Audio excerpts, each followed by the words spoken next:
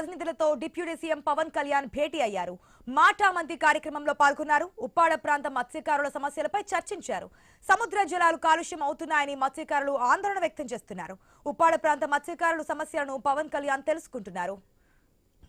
Right updates మా ప్రతినిధి రాజేష్ ద్వారా తెలుసుకుందాం. Right, good afternoon Rajesh.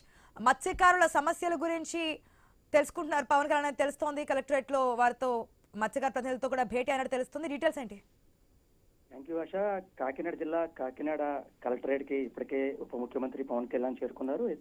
ఏదైతే ఉప్పాడ మత్స్యకార సోదరులతో మాటా మంతి కార్యక్రమంలో పాల్గొని అక్కడ ఉన్న స్థానిక సమస్యలు ప్రధానంగా చూసుకుంటే ఏవైతే పరిశ్రమలకు సంబంధించి పరిశ్రమల నుంచి వస్తున్న వ్యర్థాల కారణంగా అలాగే ఆ రసాయనాల కారణంగా పూర్తిగా మేము ఏవైతే దీనికి సంబంధించి వేట అంతా కూడా మీకు పూర్తిగా ఇబ్బంది అవుతుంది, దానివల్ల మాకు జీవనోపాధి కోల్పోతున్నామని చెప్పి ఇప్పటికే ఎవరైతే అక్కడ ఉన్న స్థానిక మత్స్యకారులు అయితే ఆందోళన చేసే పరిస్థితి కనబడుతుంది. దీనికి సంబంధించి గత వారం రోజుల క్రితం చూసుకుంటే దీనికి సంబంధించి ఏవైతే పిఠాపురం నియోజకవర్గం ఉప్పాడ సెంటర్ లో కూడా వారు 2 రోజులు ధర్నా చేసే పరిస్థితి కనబడింది. దీనికి సంబంధించి వారంతా కూడా ఒకసారిగా ధర్నా చేయడంతో వారికి అంతా కూడా భరోసా ఇచ్చిన నేపథ్యంలో ఈ నెల అంటే 9వ తేదీ కూడా వస్తానని చెప్పి మాట్లాడడం, అలాగే ఈ రోజు పవన్ కళ్యాణ్ రావడం, వారితో కూడా మాటా మంతి కార్యక్రమంలో కూడా పాల్గొనడం జరిగింది. దీనికి సంబంధించి అక్కడ స్థానికంగా ఉన్న మత్స్యకారులు పడుతున్న ఇబ్బందులు, అలాగే అక్కడ నుంచి పరిశ్రమల నుంచి వస్తున్న రసాయనాలకు సంబంధించి వారికి ఉపాధి ఏ రకంగా కోల్పోతున్నారో దానిపై అయితే కూడా ఇప్పటికే ఎవరైతే ఈ మత్స్యకారుల నాయకులతో కూడా వారు మాట్లాడే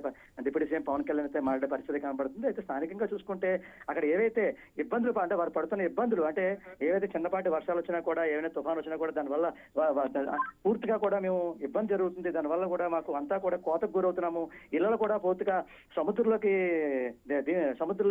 ఇదైపోతున్నాయని చెప్పి ఇప్పటికే మత్స్యకారులు అయితే పవన్ కళ్యాణ్ ముందు అయితే వారు వినిపించుకునే పరిస్థితి కనబడింది. అయితే ఇప్పటికే దీనికి సంబంధించి ఒకసారిగా పవన్ కళ్యాణ్ గత నెల రోజుల క్రితం కూడా దీనికి సంబంధించి అక్కడ అంటే పిఠాపురం నియోజకవర్గంలో ఉప్పాడ సముద్రాన్న వారు పడుతున్న ఇబ్బందికి సంబంధించి శాశ్వత పరిష్కార మార్గం కూడా వీరు చేస్తానని చెప్పి వారు పవన్ కళ్యాణ్ భరోసా ఇచ్చిన నేపథ్యంలో కేంద్ర ప్రభుత్వంతో కూడా మాట్లాడి సుమారు 333 కోట్ల రూపాయల నిధులతో కూడా అడ్డుగోడ నిర్మిస్తామని చెప్పి వారికి భరోసా ఇచ్చిన నేపథ్యంలో కూడా అడ్డుగోడ నిర్మిస్తే దీనివల్ల కెరటాల తాకిడికి కూడా పూర్తిగా ఈ ఇబ్బందికరం ఉండదు. అక్కడ స్థానికంగా ఉన్న 4 గ్రామాలు కూడా ఒక పక్క సుభద్రంపేట అలాగే ఉప్పాడ ఏవైతే ఈ కోత గురున్న ప్రాంతం ఏదో పూర్తిగా కూడా ధ్వంసం అవ్వకుండా ఉంటుందని చెప్పి వారికి ఉప్పాడ సముద్ర తీరంలో ఉన్న మత్స్యకారులు కూడా వారు భరోసా ఇచ్చారు.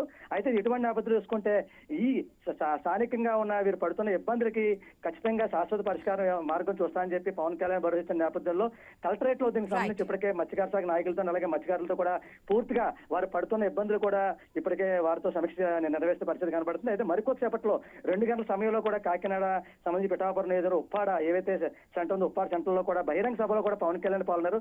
అయితే ఇక్కడ స్థానికంగా ఉన్న సమస్యలు తెలుసుకుని అక్కడ వారి భరోసా ఏమిస్తారు, వారికి ఎటువంటి హామీలు ఇస్తారు దానిపై అయితే కూడా అక్కడ స్థానికుల మత్స్యకారులు అయితే వేచి చూసే పరిస్థితి కనబడుతుందని చెప్పి చెప్పుకోవచ్చు. ఆశ. Thanks for the update Rajesh.